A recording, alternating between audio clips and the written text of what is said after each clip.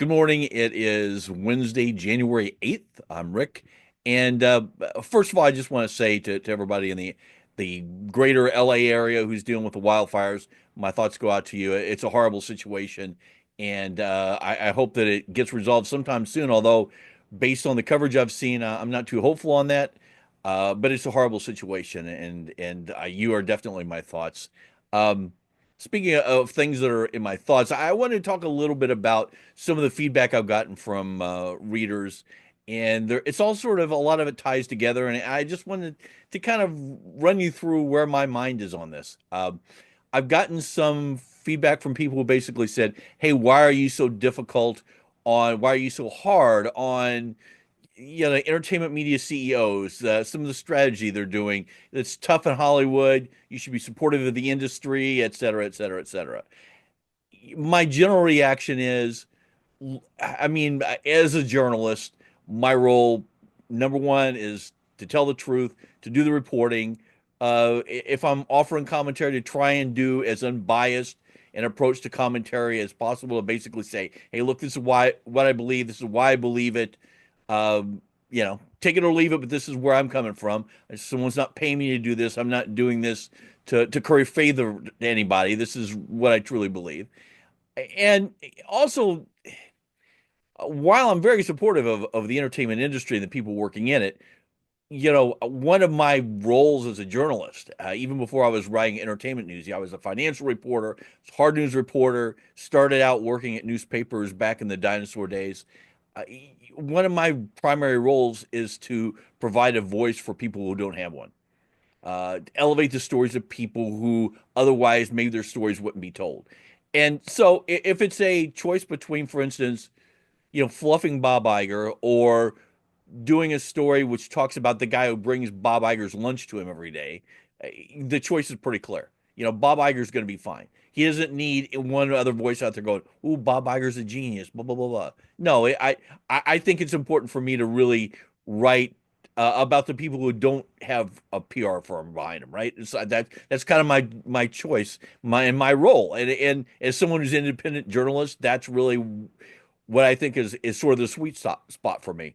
Um, and it's tied into some of the other feedback I've gotten from people, which, threw me a little bit, and I've spent some time thinking about it. I just did this Global Television Awards, which I think overall went pretty well. I got some really nice feedback, particularly from people who said, "Hey, look, this list is some stuff which sounds really interesting. I haven't heard of it before.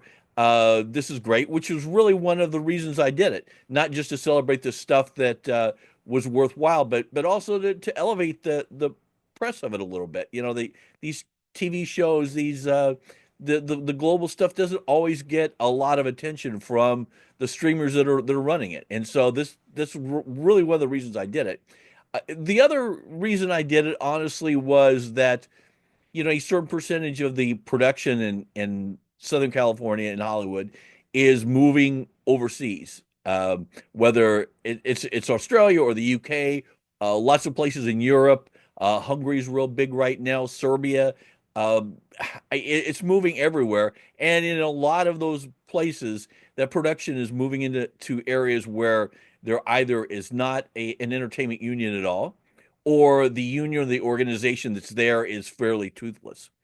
And so you're going to see me writing not just about the shows themselves, but I've started writing about the people working on these shows, the local crews, the local studio people who are having to deal with issues that seem almost incredible to someone if you're living in Hollywood. If you've dealt with the union system in Hollywood, there are a lot of very worthwhile constraints. The idea that there are people in various countries who are, you have crew that are working 12, 15 hours a day, 6, 7 days a week for months, and it's either take it or leave it. In some areas, you have actors who literally don't know what they're going to make until they show up on the set and they're presented with a contract. Here, this is what we're going to pay you. Um, so, I think this is all sort of tied in together. And once again, this is something that isn't really getting covered by the Hollywood trades. They do sort of the top line things of exclusive, such and such got cast in this, or exclusives, such and such show just started filming, which is all well and good. but there are a lot of stories out there that aren't being told. I think that's kind of my role, and so that's overall why I'm writing about global television.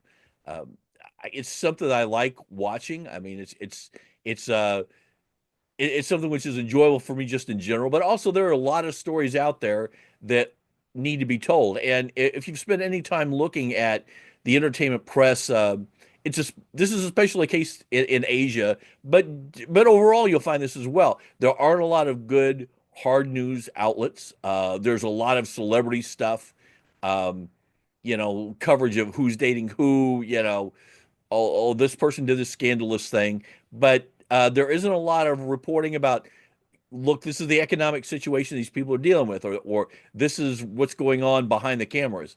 And I think this is a something that I can concentrate on, that I can serve a function, provide information to people, and elevate stories in a way that wouldn't otherwise get elevated.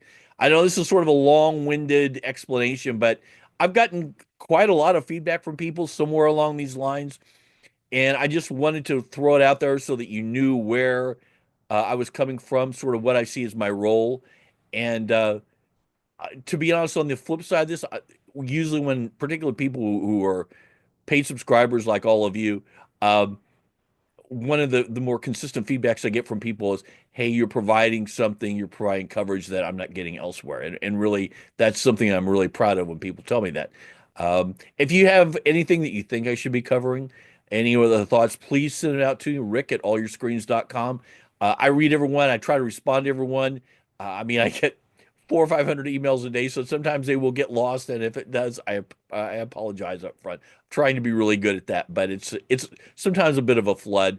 I really support everybody, or appreciate everybody's support. Man, it's been a long day, and it's only what, 9:15 in the morning my time. It's not a good sign.